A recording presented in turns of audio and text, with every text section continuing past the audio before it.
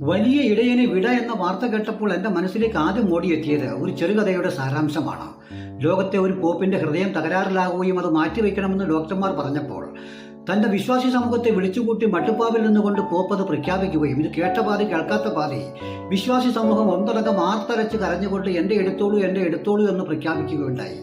ഇത് കണ്ട പോപ്പ് ഒരു വെള്ളരിപ്രാവിനെ പിടിച്ചിട്ട് അതിന്റെ ഒരു തൂവൽ പിഴുതെടുത്ത് ഈ വിശ്വാസി സമൂഹത്തിന്റെ ഇടയിലേക്ക് പറത്തിവിട്ടു. ഇത് ആരുടെ തലയിലാണോ ഈ തൂവൽ ഇരിക്കുന്നത് അദ്ദേഹമാണ് ഹൃദയം ദാനം ചെയ്യേണ്ടത് എന്ന് പ്രഖ്യാപിക്കുകയും ചെയ്തു.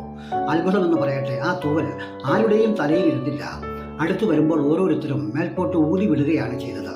ഇത് കണ്ട പോപ്പ് പറഞ്ഞു, ഞാൻ നിങ്ങളെ പരീക്ഷിക്കാൻ വേണ്ടി ചെയ്തതാണെന്നും നമ്മുടെ ഹൃദയത്തിൽ മറ്റുള്ളവർക്ക് എത്രമാത്രം സ്ഥാനമുണ്ട് എന്നതിനനുസരിച്ചാണ് നമുക്ക് ദൈവത്തിലേക്ക് അടുക്കാൻ കഴിയുള്ളൂ എന്ന് പ്രഖ്യാപിക്കുകയുണ്ടായി. ആ പ്രഖ്യാപിച്ച പോപ്പാണ് ഇന്ന് വിട പറഞ്ഞത്. അദ്ദേഹം മറ്റൊന്നും കൂടി പ്രഖ്യാപിച്ചു.